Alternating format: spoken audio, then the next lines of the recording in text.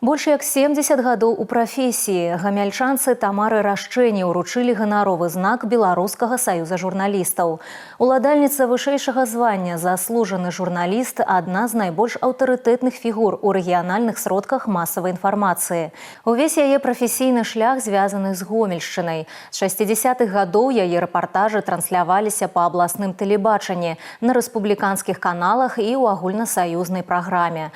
У пачатку 80-х Тамара Рашчэня вяла заняткі па журналістыцы на факультэце грамадскіх прафесій гомельскага філіяла Беларускага політэхнічнага інстытута.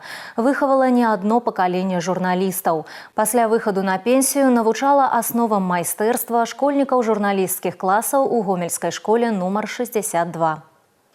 Ганаровы знак і букет кветак Тамары Ігнатаўне ўручылі дырэктар тэлерадыёкампаніі «Гомель» Александр Дабрыян і галоўны рэдактар «Гомельскай праўды» Сяргей Бяспалы.